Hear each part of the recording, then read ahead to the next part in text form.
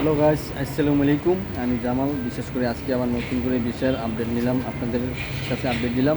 তো বিশেষ করে যেটা বলবো, 5 তারিখে খোলার কথা, বিচার কার্যকরী কাজ চালু হওয়ার কথা। আজকে ডেটে খবর পাইলাম, হয়তো 5 তারিখে না হইলেও 6 থেকে 7 তারিখ থেকে একটা কিছু অবশ্য খবর পাবো, যেটা আমি শুনলাম। তো আজকে অবশ্য ভিডিওটা সম্পূর্ণ দেখবেন, আর দেখে অবশ্য আমার ভিডিও সাবস্ক্রাইব করে দেবেন, শেয়ার করে থাকবেন।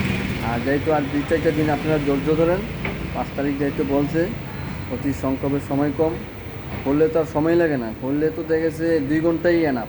কিন্তু না করার কারণেই মানুষের অনেকটা টেনশন নিয়ে কাজ করতেছে, অনেক কিছু ব্যবহার সময় নিয়ে আসি, অনেকটা টেনশন, বিষয়গুলো সব কিছু কাজ হইতেছে না, একটা বেশি সবাই একটা প্রেশারের ভিতরে আছে। তো আপনারা টেনশন করবেন না, আশা করি একটা দ্রুতভাবে কিছু হতে চলছে। যেহেতু আজকে খবর পেলাম, আরও অন্য অন্য কিছু মিডিয়ার মাধ্যমেও খবর পেলাম, মালদ্বীপে অতি দ্রুতভাবে আশা করি ইনশাল্লাহ 5 থেকে 6 তারিখ বা 7 তারিখ দেখা যাবে একটা কী হয়।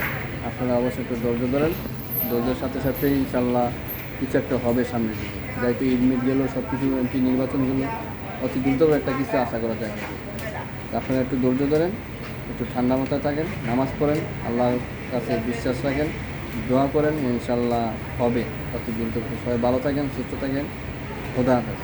মালদ্বীপ, জামাল্লাহ আপনাদের গভীর ভালোবাসা সুতরাং। খোদা হাফেজ।